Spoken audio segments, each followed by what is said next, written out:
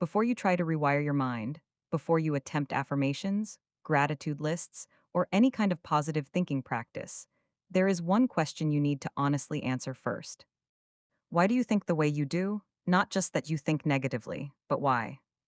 What is driving those thoughts, where they are actually coming from? Because until you understand that, nothing you layer on top of it will stick. Most people use the words fear and anxiety interchangeably. They are not the same thing, and that difference matters enormously. Fear is immediate, present, specific. You see a threat, your body responds, and when the threat passes, the fear passes with it. That is fear, short lived, proportionate, resolved. Anxiety is different. Anxiety is future oriented. It is your mind fixating on a threat that hasn't happened yet and may never happen. It is persistent apprehension, a low hum of tension and worry directed not at something real and present, but at something vague, anticipated, possible. The body doesn't know the difference between a real threat and an imagined one, so it mobilizes the same stress response either way. That is why anxiety is exhausting in a way that fear isn't. Fear ends. Anxiety keeps going because the future never runs out of things to worry about. Now, here is where it connects to what most people call negative thinking. Those thoughts, the worst case scenarios, the self criticism, the I'm not enough, the things will never get better, are not negative thoughts for no reason. They are anxious thoughts. Your mind, operating from a state of future oriented threat, generating thoughts that match that internal state. Nobody thinks negatively through pure enjoyment. Nobody chooses to catastrophize for fun. Negative thinking is a response.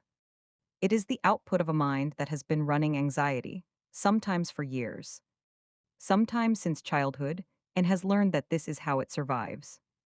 And because it is a response, it has a root, a reason, a history. Every individual's root is different. For some, it is early experiences of instability. For some, it is relationships where love felt conditional.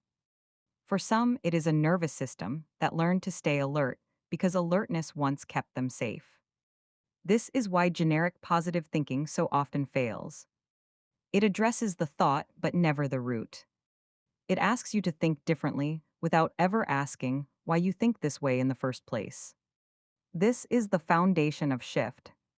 Rewiring your mind is not about the hype of affirmations that never address why you think the way you do. It is not magic. It is not a highlight reel of good vibes placed over unexamined pain. It is a practice, intentional, honest, achievable. It begins with awareness, learning to see your thoughts clearly. To recognize, is this fear? Is this anxiety? Is this a story my mind has been telling for years? Then it moves to understanding, why do I respond this way? What is my mind protecting me from? Where did this pattern begin? And only then, with that foundation in place, does positive thinking become possible. Not as a performance, not as a mask, but as a genuine, practiced, daily choice to respond differently than anxiety has taught you to. That is what we call positive thinking. Not the absence of hard thoughts, but the ability to meet them, understand them, and choose a better response. If this resonated, you are already in the first stage, awareness. Wanting to understand before you try to change, that is not small. That is exactly where shift begins. The free guide is linked in the bio 3 mindset shifts that will change how you see everything. It is free. It is the first step into a 21-day journey that starts exactly here, with understanding your mind before asking anything of it. The link is in the bio.